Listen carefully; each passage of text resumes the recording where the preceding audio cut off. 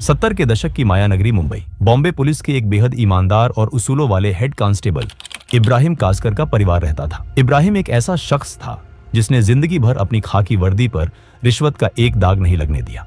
लेकिन नियति का खेल देखिए, उसी पुलिस वाले के घर में एक ऐसा नापाक मंसूबा आकार ले रहा था जो आने वाले दशकों तक भारत की छाती पर मूंग दलने वाला था। इब्राहिम का बेटा दाऊद इब्राहिम। दाऊद बचपन से ही अलग था। पढ़ाई लिखाई में उसका कोई मन नहीं लगता था।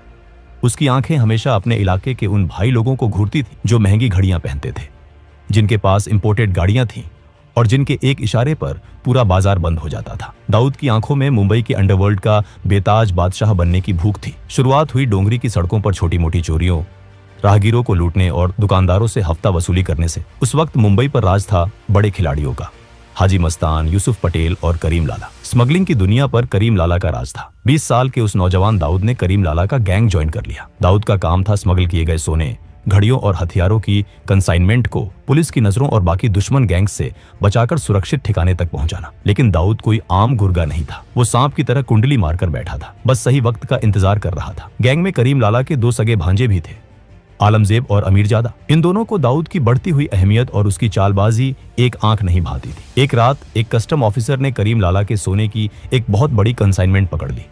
आलमजेब का खून खौल उठा। उसने बिना वक्त गवाए उस कस्टम ऑफिसर को किडनैप कर लिया और मुंबई के एक सीक्रेट बेसमेंट में उस ऑफिसर को बांध कर रखा गया। आलमजेब ने ऑफिसर के माथे पर बंदूक रखते हुए कहा, तेरी हिम्मत कैसे हुई पठान का माल छूने की? जान प्यारी है तो 2 लाख रुपए का इंतजाम कर, वरना तेरे शरीर के इतने टुकड़े करूंगा कि तेरी बीवी पहचान नहीं पाएगी। उस दौर में 2 लाख रुपए एक बहुत बड़ी रकम हुआ करती थी। इस फिरौती की रकम को सुरक्षित लाने और मामले को रफा दफा करने की जिम्मेदारी दी गई दाऊद को। जब दाऊद के हाथों में वो 2 लाख रुपये की भारी गड्ढियां आईं तो उसके अंदर का शैतान जाग उठा। दाऊद की नीयत पूरी तरह डोल गई। उसने एक बहुत बड़ा हिस्सा अपने पास छुपा लिया और एक छोटी सी रकम जाकर आलमजेब को दी। क्या है ये? बाकी का पैसा कहाँ है दाऊद? आलमजेब ने सवाल किया। दाऊद ने जवाब दिया, भाई वो लोग इससे ज्यादा का इंतजाम नहीं कर पाए। पुलिस और कस्टम का भी भारी लफड़ा हो सकता था, इसलिए जो मिला मैं ले आया। हालांकि जब पठान भाइयों ने अपने सीक्रेट सोर्सेज और खबरी नेटवर्क से पता किया तो उन्हें पता चला कि पैसा पूरा दिया गया था। दाऊद की इस गद्दारी ने करीम लाला के दरबार में भूचाल ला दिया। दाऊद को बीच महफिल में दर्जनों गैंगस्टर्स के सामने घसीट कर लाया गया। उसे पीटा गया। लातों, घूसों और डंडों से उसकी ऐसी हालत कर दी गई कि वो अपने पैरों पर खड़ा नहीं हो पा रहा था। उसे गैंग से धक्के मारकर बाहर निकाल फेंका गया। दाऊद ने उसी रात तय कर लिया था कि वो अब किसी के लिए काम नहीं करेगा, वो खुद अपनी गैंग बनाएगा। उसने अपनी खुद की सिंडिकेट डी कंपनी की नींव रखी। उसने अपने भाइयों साबिर, इकबाल, अनीस और नूरा को अपने साथ मिलाया। अब वो सिर्फ स्मगलिंग नहीं कर रहा था, वो एक पूरी की पूरी पेशेवर फौज तैयार कर रहा था। दाऊद खुद एक एक लड़के को चुनता था। बॉम्बे की सड़कों पर अब रोज खून बहने लगा था। दाऊद गैंग और पठान गैंग के बीच की दुश्मनी अब नासूर बन चुकी थी। अंडरवर्ल्ड के पुराने डॉन जैसे हाजी मस्तान और यूसुफ पटेल समझ चुके थे कि अब हवा का रुख बदल रहा है। ये नई पीढ़ी खून बहाने से गुरेज नहीं करती। उन्होंने स्मगलिंग छोड़कर रियल एस्टेट और राजनीति का सफेद दामन थाम लिया था। साल 1981 दादर के एक पेट्रोल पंप पर जब रात के सन्नाटे में दाऊद का बड़ा भाई साबिर इब्राहिम अपनी फिएट कार में बैठा था, तभी पठान गैंग की गाड़ियां वहां आ रुकी। उन गाड़ियों से हथियारों से लैस शूटर निकले, जिनमें मुंबई का सबसे खूंखार और पढ़ा लिखा गैंगस्टर मान्या सुर्वे भी शामिल था। गोलियों की बौछार से साबिर का सीना छलनी हो गया। कार के शीशे चकनाचूर हो गए और साबिर की लाश खून के तालाब में डूब गई। उसी रात दाऊद पर भी उसके घर के पास एक जानलेवा हमला हुआ, लेकिन किस्मत ने उसे बाल बाल बचा लिया। जब दाऊद अस्पताल पहुंचा और उसने अपने बड़े भाई साबिर की खून से लथपथ ठंडी लाश देखी तो उसके अंदर का बचा खुचा इंसान हमेशा के लिए मर गया। आज के बाद मुंबई की सड़कों पर पठान गैंग का एक भी आदमी जिंदा सांस नहीं लेगा। उन्हें उनके घरों में घुसकर मारूंगा, ये मेरा वादा है साबिर भाई। दाऊद ने कसम खाई। आलमजेब समझ गया था कि दाऊद अब एक पागल हाथी की तरह हो चुका है, जिसे रोकना नामुमकिन है। अपनी जान बचाने के लिए आलमजेब ने रातों रात मुंबई छोड़ दी और गुजरात को अपना नया बेस बना लिया। गुजरात में पठान गैंग के पुराने और मजबूत कॉन्टेक्ट थे। वहां के भ्रष्ट पुलिस वालों और लोकल गुंडों से उनके गहरे रिश्ते थे। लेकिन दाऊद कहां रुकने वाला था। उसने अपने ऑपरेशंस का दायरा बढ़ाते हुए गुजरात में भी अपने पैर पसारने शुरू कर दिए। उसने गुजरात के मशहूर स्मगलर लल्लू जोगी से हाथ मिलाया। उसका सिर्फ एक मकसद था, आलमजेब को उसके ही गढ़ में घुसकर कुत्तों की मौत मारना। दाऊद ने अपनी कुटिल चालाकी से आलमजेब पर गुजरात पुलिस में एक झूठा केस दर्ज करवा दिया ताकि पुलिस उसे पकड़े और दाऊद अपने आदमियों के जरिए उसे जेल के अंदर ही खत्म कर दे। लेकिन यहां दाऊद का पासा उसी पर उल्टा पड़ गया। 1983 में गुजरात पुलिस ने एक सीक्रेट और सटीक सूचना के आधार पर छापेमारी की और दाऊद को लल्लू जोगी के साथ अवैध हथियारों के साथ रंगे हाथों पकड़ लिया। उसे कोफेपोसा कानून के तहत गिरफ्तार कर जेल में डाल दिया गया। ये खबर मिलते ही आलमजेब ने तुरंत दाऊद के गुर्गों पर ताबड़तोड़ हमले शुरू कर दिए। दाऊद के 2 सबसे खास आदमियों को बीच सड़क पर गोलियों से भून दिया गया। दाऊद को जेल की सलाखों के पीछे ये एहसास हो गया कि गुजरात में आलमजेब को मारना मुश्किल है। जैसे ही वो बेल पर छूटा, उसने तुरंत वापस मुंबई का रुख किया। अब दाऊद एक मौके की तलाश में था और वो मौका उसे मिला 6 सितंबर 1983 को। आलमजेब का भाई अमीरजादा को एक पुराने आपराधिक केस के सिलसिले में मुंबई के सेशन कोर्ट में पेश होना था। दाऊद जानता था कि ये काम कोई आम जाना पहचाना शूटर नहीं कर सकता, क्योंकि पुलिस हर चेहरे को जानती थी। इसके लिए उसने अंडरवर्ल्ड के उभरते सितारे बड़ा राजन की मदद ली। राजन ने एक दुबले पतले बेहद कम उम्र के लड़के डेविड परदेसी को चुना। डेविड दिखने में किसी कॉलेज जाने वाले सीधे सादे लड़के जैसा था। कोर्ट रूम खचाखच भरा हुआ था, भारी पुलिस बंदोबस्त था। जज अपनी कुर्सी पर बैठे थे और अमीरजादा कटघरे में खड़ा था। तभी भीड़ के बीच से डेविड परदेसी धीरे धीरे बिना किसी घबराहट के कटघरे के करीब पहुंचा। उसकी उम्र और मासूम चेहरे को देखकर किसी भी पुलिस वाले ने उसे रोकने या चेक करने की कोशिश नहीं की। अमीरजादा, दाऊद भाई ने अपना आखिरी सलाम भेजा है। डेविड ने अपनी पैंट के अंदर से रिवॉल्वर निकाली और पलक झपकते ही जज के सामने भरे कोर्ट रूम में अमीरजादा के सीने में दनादन गोलियां उतार दी। कोर्ट रूम में चीख पुकार और भगदड़ मच गई। अमीरजादा वहीं ढेर हो गया। पुलिस ने तुरंत झपटकर डेविड को पकड़ लिया, लेकिन दाऊद जो संदेश देना चाहता था वो पूरे भारत के अंडरवर्ल्ड और पुलिस महकमे तक पहुंच चुका था। दाऊद के ऊपर उस वक्त कई गंभीर आपराधिक मामले चल रहे थे। 1970 के एक रॉबरी केस में उसे 4 साल की जेल की सजा भी सुनाई जा चुकी थी, लेकिन वो बेखौफ बाहर घूम रहा था। 1984 में जब दाऊद के महंगे वकीलों ने एक नए केस में उसकी एंटीसिपेटरी बेल की अर्जी सेशन कोर्ट में लगाई, तो सरकारी वकील ने कोर्ट रूम में चीखते हुए कहा था, माय लॉर्ड, ये आदमी कोई आम मुजरिम नहीं है, ये एक खूंखार क्रिमिनल है। ये बेल पर बाहर है और बेल पर रहते हुए इसने खुलेआम 5 नए संगीन जुर्म किए हैं। इसकी जगह सिर्फ और सिर्फ कालकोठरी है। इसे किसी भी कीमत पर जमानत नहीं मिलनी चाहिए। लेकिन हमारे सिस्टम की दीमक इस कदर फैल चुकी थी और उस दौर में जेल नहीं बेल की नीति का ऐसा दुरुपयोग हो रहा था कि दाऊद को फिर से जमानत मिल गई।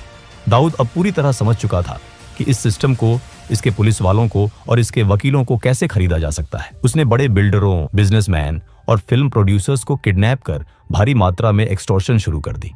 उसने ये सारा काला धन रियल एस्टेट और बॉलीवुड में लगाना शुरू किया। लेकिन वो ये भी जानता था कि मुंबई पुलिस के कुछ जाबाज अफसर अब उसके खून के प्यासे हो चुके हैं और सुप्रीम कोर्ट का फंदा कभी भी उसके गले में कस सकता है। 1985 के अंत तक जब आखिरकार सुप्रीम कोर्ट से दाऊद के खिलाफ अरेस्ट वारंट जारी हुआ, तब तक बहुत देर हो चुकी थी। दाऊद इब्राहिम हमेशा के लिए भारत से फरार होकर दुबई पहुंच चुका था। लोगों को लगा कि अब डी कंपनी का पतन हो जाएगा, लेकिन दाऊद ने दुबई में बैठकर अपने सिंडिकेट को एक मल्टीनेशनल कॉरपोरेशन की तरह चलाना शुरू कर दिया।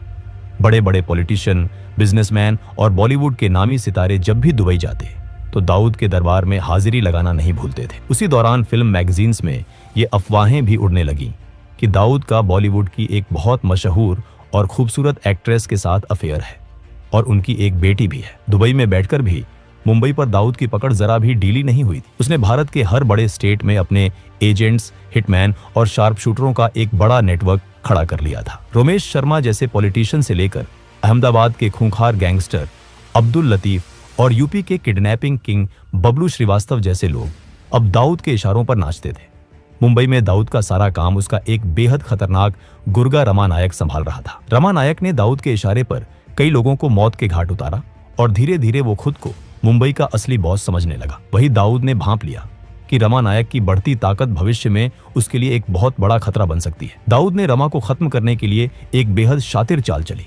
रमा नायक का एक राइट हैंड था, बाबू रेशम। दाऊद ने पुलिस के अपने घूसखोर सूत्रों का इस्तेमाल करके पहले बाबू रेशम को पुलिस लॉकअप में बंद करवाया और फिर दाऊद ने अपने दूसरे वफादार गुर्गों को भारी पैसा देकर पुलिस लॉकअप के अंदर ही बाबू रेशम का बेरहमी से कत्ल करवा दिया। इसके तुरंत बाद दाऊद ने दुबई से रमा नायक को फोन किया, रमा, बाबू को महेश ढोलकिया ने पुलिस से मिलकर मरवाया है, उसे छोड़ना मत। महेश ढोलकिया एक बड़ा होटलियर था। रमा नायक, जो अपने साथी की मौत से बदले की आग में अंधा हो चुका था, उसने बिना कुछ सोचे समझे अपने साथी अरुण गवली के साथ मिलकर महेश ढोलकिया को दिन दहाड़े मौत के घाट उतार दिया। लेकिन कुछ समय बाद जब रमा को अंडरवर्ल्ड के सूत्रों से सच्चाई पता चली कि महेश ढोलकिया बेकसूर था और बाबू रेशम की हत्या की पूरी साजिश दाऊद इब्राहिम ने ही रची थी, तो वो भड़क उठा। रमा नायक ने बगावत कर दी। उसने दाऊद के उन बिल्डरों और व्यापारियों को पकड़ पकड़ कर लूटना और पीटना शुरू कर दिया जो डी कंपनी को प्रोटेक्शन मनी देते थे। अब से दाऊद को एक पाई का हफ्ता नहीं जाएगा। दुबई में बैठा वो भगोड़ा अब मुंबई का बॉस नहीं है, मुंबई का बाप अब मैं हूं, रमा ने खुलेआम ऐलान कर दिया। रमा नायक की मौत के बाद उसके गैंग और दगड़ी चौल की कमान उसके सबसे वफादार और खूंखार साथी अरुण गवली के हाथों में आ गई। गवली जानता था कि उसके गुरु को दाऊद ने ही चालाकी से मरवाया है। अब मुंबई की सड़कों पर डी कंपनी और गवली गैंग के बीच एक ऐसा खूनी खेल शुरू हुआ जिसने पूरे शहर को दहला कर रख दिया। गवली ने सबसे पहले दाऊद के मुंबई के ऑपरेशन संभालने वाले मैनेजर सतीश राजन को मरवा दिया। लिए एक बहुत बड़ा झटका था। बौखलाए हुए दाऊद ने गवली के खास आदमी अशोक जोशी और उसके पूरे गैंग को एक साथ खत्म करवा दिया। अरुण गवली ने अब दगड़ी चौल को एक किले में तब्दील कर दिया और अपनी फौज खड़ी करनी शुरू कर दी। उसने बेरोजगार और भटके हुए युवाओं को भारी पैसा देकर अपने गैंग में शामिल किया। उसने दगड़ी चौल के अंदर ही साउंड प्रूफ शूटिंग रेंज बनवाई जहां इन लड़कों को AK-47 स्टीन गन और आधुनिक हथियारों को चलाने की कड़ी मिलिट्री जैसी ट्रेनिंग दी जाने लगी। गवली ने दाऊद के मैनेजर महेश चौड़िया को किडनैप किया और उसे बेरहमी से मार डाला। दाऊद ने पलटवार करते हुए गवली के सगे भाई किशोर गवली की हत्या अपने हिटमैन महेश कुलकर्णी से करवा दी। 1992 में अरुण गवली के खतरनाक शूटर शैलेश हल्दनकर ने दाऊद के जीजा इस्माइल पार्कर का कत्ल कर दिया। दाऊद के लिए ये उसके घर, उसके परिवार पर सीधा हमला था। उसकी बहन विधवा हो गई थी। दुबई में बैठे दाऊद ने अपने सबसे खास और जांबाज शूटरों को ऑर्डर दिया, मुझे हल्दनकर मुर्दा चाहिए, चाहे वो कहीं भी छुपा हो। शैलेश हल्दनकर उस वक्त एक पुराने हमले में घायल होने के कारण मुंबई के JJ हॉस्पिटल में भारी पुलिस सुरक्षा के बीच भर्ती था। दाऊद के शूटर, जिनमें सुभाष सिंह ठाकुर और सुनील सावंत शामिल थे, AK-47 लेकर सीधे अस्पताल में घुसे। उन्होंने वार्ड में घुसते ही अंधाधुंध गोलियां बरसानी शुरू कर दी। 400 से ज्यादा गोलियां चली। मरीज और डॉक्टर जान बचाने के लिए पलंगों के नीचे छुप गए थे। हल्दनकर को वहीं बिस्तर पर छलनी कर दिया गया और 2 हवलदार भी शहीद हुए। अरुण गवली भी पीछे हटने वाला नहीं था। उसने दाऊद के करीबी राजनीतिक मददगार मौलाना बुखारी की हत्या करवा दी, जो दाऊद के लड़कों को पुलिस से बचाता था। दोनों तरफ से रोज लाशें गिर रही थी। खुफिया एजेंसियां हैरान थीं कि कैसे एक अनपढ़ आदमी जो अंग्रेजी का एक वाक्य ठीक से नहीं बोल सकता, दुबई में बैठकर 5000 से ज्यादा गैंगस्टरों की एक फौज को एक मल्टीनेशनल कंपनी के CEO की तरह चला रहा है। दाऊद अपने दुश्मनों और गद्दारों के लिए एक क्रूर तानाशाह था जो छोटी सी गलती पर भी मौत की सजा देता था, लेकिन अपने वफादार गुर्गों के लिए वो एक दरिया दिल मसीहा था। अगर किसी गुर्गे को गोली लगती या वो जेल जाता तो दाऊद पानी की तरह पैसा बहाता। वो उनके परिवारों का पूरा खर्च उठाता, उनकी बीमारियों का इलाज करवाता। 1992 के बाबरी मस्जिद डेमोलिशन के बाद भारत के हालात बदल गए। पूरे देश में दंगे भड़क उठे और यहीं पर एंट्री हुई पाकिस्तान की खुफिया एजेंसी ISI की। ISI ने दाऊद इब्राहिम में एक अचूक हथियार देखा। ISI के टॉप कमांडरों ने दुबई में दाऊद से कांटेक्ट किया। उन्होंने दाऊद को उसकी सुरक्षा, उसके काले व्यापार को पूरी दुनिया में बेरोक टोक चलाने और उसे हमेशा के लिए महफूज रखने का लालच दिया। इसके बदले में उन्हें सिर्फ एक चीज चाहिए थी, दाऊद का विशाल तस्करी नेटवर्क, जिसका इस्तेमाल करके वो भारत में मौत का सामान भेज सके। दाऊद, जिसके अंदर का मुसलमान बाबरी मस्जिद की घटना से भड़का हुआ था और जिसके अंदर का व्यापारी नया मुनाफा देख रहा था, उसने अपनी देश का सौदा कर लिया। दाऊद ने गुजरात और महाराष्ट्र के समुद्री तटों के जरिए हथियारों और RDX की भारी कंसाइनमेंट भारत में उतारनी शुरू की। उसने अपने सबसे खूंखार और भरोसेमंद गुर्गे टाइगर मेमन को इस नापाक काम की जिम्मेदारी सौंपी। 12 मार्च 1993 मुंबई, वो काला दिन जब एक के बाद एक 12 सिलसिलेवार बम धमाकों ने पूरे शहर को खंडहर और श्मशान में तब्दील कर दिया। बॉम्बे स्टॉक एक्सचेंज की गगनचुंबी इमारत से लेकर एयर इंडिया बिल्डिंग, सेंचुरी बाजार और जावेरी बाजार तक हर जगह सिर्फ खून, चीखें, कटे हुए अंग और काला धुआं था। 250 से ज्यादा बेगुनाह लोग मारे गए और हजारों जिंदगी भर के लिए अपाहिज हो गए। वो दाऊद इब्राहिम, जो कल तक सिर्फ एक स्मगलर था, अब भारत का सबसे बड़ा और सबसे वांटेड आतंकवादी बन चुका था। इन धमाकों के बाद डी कंपनी के अंदर भी दरार आ गई। छोटा राजन जैसे हिंदू गैंगस्टरों ने दाऊद का साथ छोड़ दिया और खुद को देशभक्त डॉन घोषित करते हुए दाऊद के खिलाफ जंग छेड़ दी। डी कंपनी अब पूरी तरह से एक आतंकी सिंडिकेट बन चुका था। 1995 तक आते आते दाऊद का सालाना टर्नओवर 2000 करोड़ रुपए का आंका गया था, जो आज के समय के हिसाब से 6000 करोड़ से भी कहीं ज्यादा है। Shipping, food processing, garment export, Bollywood financing, real estate से लेकर ड्रग्स और हथियारों की ग्लोबल तस्करी तक दाऊद का ये खूनी साम्राज्य लंदन, स्विट्जरलैंड, दुबई, लागोस और कराची तक फैल चुका है। आज दाऊद इब्राहिम पाकिस्तान की सेना और ISI की कड़ी सुरक्षा में कराची के पॉश क्लिफ्टन इलाके में एक कायर की तरह छिपा बैठा है। उसे पाकिस्तानी मिलिट्री की बैकिंग हासिल है और वो बदले में उनकी डर्टी ऑपरेशंस की फंडिंग करता है। दोस्तों, ये थी दाऊद इब्राहिम की कहानी। अगर आपको ये वीडियो पसंद आई हो तो इस वीडियो को लाइक जरूर करें और ऐसे ही वीडियोस के लिए चैनल को सब्सक्राइब करना ना भूलें। मिलते हैं अगले वीडियो में, तब तक के लिए जय हिंद, जय भारत।